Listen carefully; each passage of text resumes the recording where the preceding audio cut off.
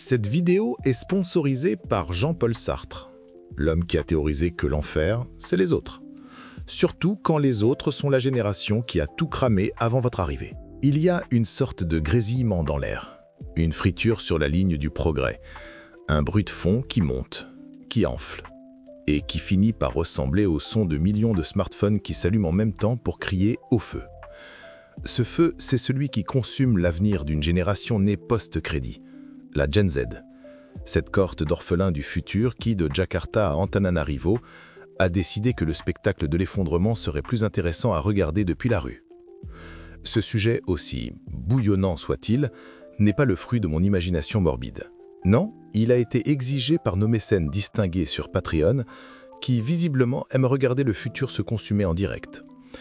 Entre 2024 et 2025, un mycélium de la colère a discrètement connecté les sous-sols de la planète. Une contagion numérique qui n'a pas eu besoin de patient zéro, simplement d'une connexion Internet et d'un désespoir partagé. Ce n'est pas une vague, c'est un spasme, un sursaut mondial de ceux à qui on a vendu un monde en kit et qui ont reçu une boîte vide avec la facture. Prenez Madagascar en septembre 2025. Le nom de leur révolte est une œuvre d'art de la poésie noire. Léo Délestage. Fatigué des coupures de courant, c'est d'une simplicité biblique. Ce n'est pas un combat pour la démocratie, l'égalité ou la liberté d'expression. Non, c'est un combat pour avoir de la lumière, pour avoir de l'eau, pour que la civilisation ne soit pas qu'un vague concept lu sur Wikipédia.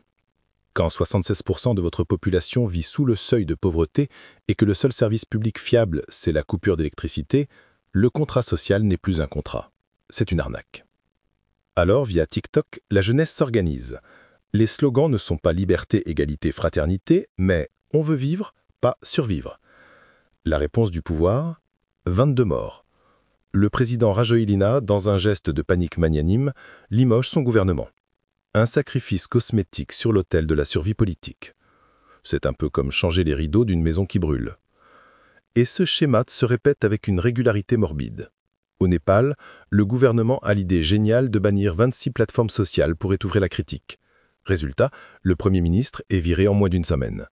En Indonésie, on augmente les impôts sur une jeunesse déjà précaire, la rue répond. Au Maroc, on dépense des milliards pour une Coupe du Monde de football, pendant que les hôpitaux s'effondrent, la rue répond. Partout, la même dynamique. Une provocation de trop, un hashtag qui prend, et des brigades de la bavure, la brigade d'action violente pour l'urgente récupération de l'espace public, qui tente d'éteindre le feu avec de l'essence. Mais le plus fascinant n'est pas la révolte elle-même. C'est la réaction à la révolte. Observez bien. Au-delà de la répression policière, il y a la haine des partisans du pouvoir. Une haine pure, distillée, qui rappelle furieusement celle déversée sur les gilets jaunes en France. On ne débat pas des revendications. On attaque le messager. On les traite de petits cons, de manipulés. On se moque de leurs vêtements, de leur orthographe, de leurs références à des mangas, comme One Piece. C'est le réflexe paniqué d'un ordre établi qui découvre avec horreur que les laissés-pour-compte ont appris à se servir de leur téléphone pour autre chose que des selfies. C'est la peur viscérale des dîneurs du Titanic qui entendent des bruits de marteau-piqueur venant de la 3e classe. Cette colère, elle vient de loin. C'est une dette générationnelle. La génération boomer a organisé un banquet gargantuesque. Elle a tout mangé, tout bu et même croqué les assiettes. La génération Y, les millennials, est arrivée pour le dessert, mais il ne restait que les miettes et une montagne de vaisselle à faire. Ils ont donc fui le salariat pour devenir auto-entrepreneurs. Non par passion, mais par nécessité. Et la Gen Z, elle arrive après la fête. La salle est dévastée, les lumières sont éteintes, et on leur présente l'addition. Une addition salée, avec le chômage, la crise climatique et l'inflation en guise de pourboire obligatoire. Alors bien sûr, les analystes en chambre s'agitent. Est-ce une révolution de couleur? La CIA est-elle derrière tout ça? Analysons froidement. Une révolution de couleur classique, c'est un soulèvement pro-démocratique, souvent non violent, subtilement encouragé par des ONG occidentales pour faire basculer un régime dans le bon camp. Ici, les cibles sont des pantins déjà pro-occidentaux. Rajoelina à Madagascar est un allié de la France et des USA. Le Maroc est le parangon de la lève modèle de l'UE et de Washington. Le Népal est un conflit géopolitique dont la bascule ne changera rien à la puissance chinoise. L'hypothèse d'une main étrangère qui manipulerait tout ça est intellectuellement paresseuse. La vérité est plus simple, et donc plus terrifiante. Il n'a pas de grand marionnettiste. Il n'y a pas de plan. Ces mouvements sont des convulsions organiques, des corps sociaux qui se vident de leur frustration parce qu'ils ne peuvent plus rien digérer. Le vrai danger n'est pas l'orchestration, mais la récupération. Un mouvement sans tête est une proie de choix, parce que la nature a horreur du vide. Des leaders autoproclamés finiront par émerger. Des gouvernements paniqués mettront en place des comités de pacification, le fameux CONSOL, le Comité d'orientation nationale pour la sauvegarde d'un ordre libéral établi.